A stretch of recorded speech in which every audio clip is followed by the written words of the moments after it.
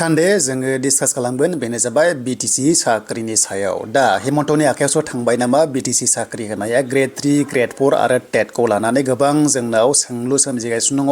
बेनो जाबाय जोंनि BTC नि लाइमोनफोरनि लाइफआ मा जागोन एप्रिलाव आसाम बिधान सभा इलेक्सन दङ आरो हाग्रामा सरकाराव एबा प्रमद सरकाराव सोर साबेसे साख्रि मोनखो गोबांथार कुइसन आरो कमेन्ट्स जागासिनो दङ दा बेनि सायाव जों सावरायगोन जे CSB आ साख्रिखौ माब्ला होगोन एबा BTC सरकारा एबा गोदान सरकारा साख्रि होनो हागोन ना हाया एबा थांनाय बाराव मा साख्रि मोनखो थांनाय सरकाराव बेनि सायाव जोङो बाव कभार खालामगोन मानोना बे जाबाय मोनसे डिसकास भिडिअ बेखायनो भिडिअखौ नायजोबां कमेन्ट्स खालामनो हागोन आरो जाय नोंथांमोना चेनेलाव गोदान साबस्क्राइब खालामना लानो हागोन जाहाथे लेटेस्ट आपडेट नोंथांमोना बर' रावजों मोननो हायो दा गोबाव खालामा जों थांनो CSB पर्टेलाव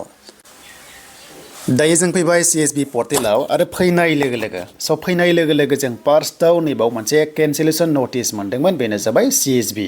तो बे CSB आ बावहाय लिरनाय मथेब्ला इंटरिम बडी होनना बुंदोंमोन डेट मीन्स मा फुल फ्लेजेड नङा बेबादि टाइपनि फोरमायनाय जादों दा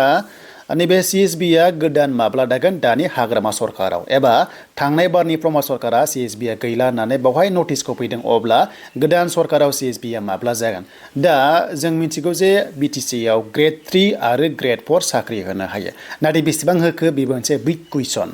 दा थांनाय सरकाराव फरेस्ट डिपार्टमेन्टआव साख्रि होदों 414 नि खाथियाव पस्टआ दङगोन ग्रेड 1 आरो गार्डखौ लानानै आरो मोनसे जाबाय BCDC बेयाव 420 पस्टआ साख्रि होदों बेनि गेजेराव माखासे पस्टआ दायो ब्लेंक दङ माने खायसे गारबाय एबा गुबुन जब थांबाय एबा खायसे जइन जायाखै अलमोस्ट 10 प्लस पस्टआ लांदां दंगोन दा सेलारि हिसाबै नैबे फरेस्टना हाबबाय बेखौ जों मोनथिदों नाथाय BCDC आ दासिमबो सेलारिया माने बे हाबथ'वाखै जों बेखौ मोनथिदों दा साख्रि दानगोन नामा गोबांथार कमेन्ट्सबो फैदों साख्रि बिदि दाननाय गैया जास्ट फरेस्टआव माने खायसे HS पास नङा बेबादि मोनसे जों नोटिस मोनदोंमोन ससियेल मिडियायाव दा बिथांमोनखौ टार्मिनेट खालामदों जों बेखौ नुदों नाथाय सेलारिया दासिमबो फरेस्ट डिपार्टमेन्टआ सोलिगासिनो दङ बा हाबगासिनो दङ प्रभिजनेलि देन नैबे CSB आ गोदान दाबासो साख्रि होनो हानाय राइट्सआ दङ BTC आव दा जोङो सर्सआव मोननाय बायदिब्ला आरोबाव गोबांथार कमेन्ट्स फैदों आं 100% बावहाय बुङा जास्ट कमेन्ट्सआव फैदों जे CSB आ केस होदों होननानै दा केस होनायखायसो नामा CSB गोदान बडि जायाखै नामा बेबो मोनसे सोंलु दा बेखौ उननि समावसो मोनथिसिगोन नाथाय बेजों जोंहा मेटार नङा जोंनो नांगौ बेनो जाबाय ग्रेड 3 आरो ग्रेड 4 साख्रि बेखौनो बयबो कमेन्ट्सखौ खालामदों दा जों गोबां आसा खालामदोंमोन गोदान सरकार फैयोबा मोजाङै साख्रि मोनगोन होननानै नाथाय दासिम साख्रिनि प्रसेसआ जाथ'वाखै एबा पेन्डिं जेराव दङ बाव थाबथाना दङ दा बिथांमोना मा इनिशिएटिभ लागोन बेबो मोनसे बिग कुइसन नाथाय मोजां खबर जिनिखि टेट कैंडिडेट्स दङ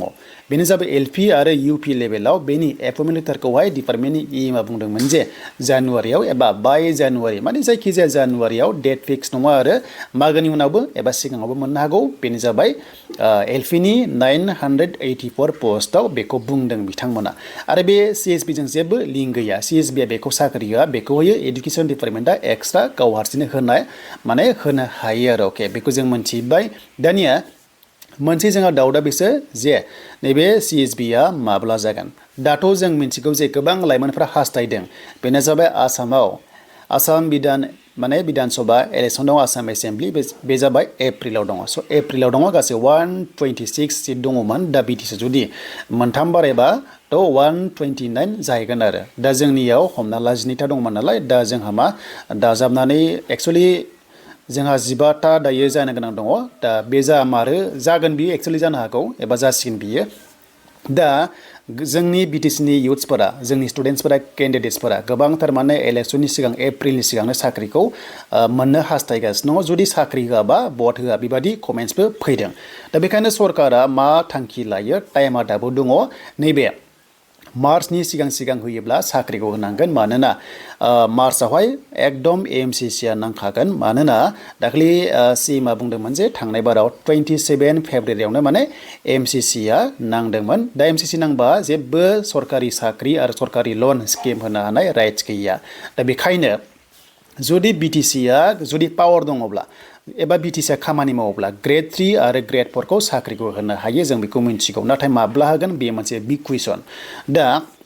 CSB दासिमबो जायाखै जुदि CSB जायोमोनब्लासो थाबनो होनो हागौमोन दा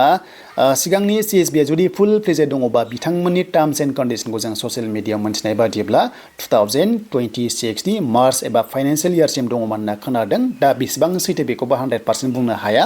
दा जायखिजाया केन्सेलेसन नटिस फैबाय जेब्ला अब्लाथ' गोदान सरकारा जुदि साख्रि होनो गोसो दङबा थाबैनो CSB खौहाय जेनोखि CSB दं बे बडिखौ फर्म खालामनानै रिक्रुटमेन्टखौ माने होनो हायो आरो दा जुदि CSB आ हमना ला नैबे CSB आ गोदानै दाजायोब्लाबो ग्रेड 3 आरो ग्रेड 4 आ जेरावनोखि पेन्डिं जादोंमोन बेखौ होगोन ना केन्सेल खालामनानै गोदान एग्जाम खालामगोन बेबो मोनसे बिग कुइसन जुदि ग्रेड 3 ग्रेड 4 जुदि गोदानै एप्लाइ खालामबा सोरनि थाखाय खहा होनोबा जोंनि इउथ्सनि थाखाय खहा टाइमा बयखौबो नेबाय थाया आरो एग्जाम फिस होनांगोन आरो लोगोसे एग्जाम होफिननांगोन गोबां माने दङ आरो माने गोबां साननांगौ दङ आरो गोबांथार कमेन्ट्सबो फैदों जे थांनाय बारनि सरकाराव ग्रेड 3 आरो ग्रेड 4 आव जिनोखि एग्जाम जादोंमोन गासैबो इलिगेल होननानै कमेन्ट्स बिदि फैदों आरो गुबुन गुबुन लिडार्सफ्राबो बेबायदि बुंदों आरो नाथाय माखासे खोथाफोरा पलिटिकेल डायलगबो जायो बेखौ गासैबो फोथायनाङा दा जियानो जा जों बेखौसो हास्थायदों इलेक्सननि सिगां एबा एप्रिलनि सिगां ग्रेड 3 आरो ग्रेड 4 साख्रि नांगौ दा मोजां बाथ्रा आसाम स्टेटआ जेरै खोथा होदों CMआ बिथांमोना साख्रिनि एपइन्टमेन्ट लेटारखौ गासै 1,64,000नि खाथियाव होबाय नाथाय BTC आव गोदोलांगासिनो दङ दासिमबो माने प्रपारलि जेनोखि पस्ट ओंखारदोंमोन साख्रिखौ जों दासिमबो मोनफुंजोबाखै दा बे जोबोर दुखुनि बाथ्रा दा बेखायनो जों माने डिसकास खालामनांगौ जायो ससियेल मिडियानि गेजेरजों जाहाथे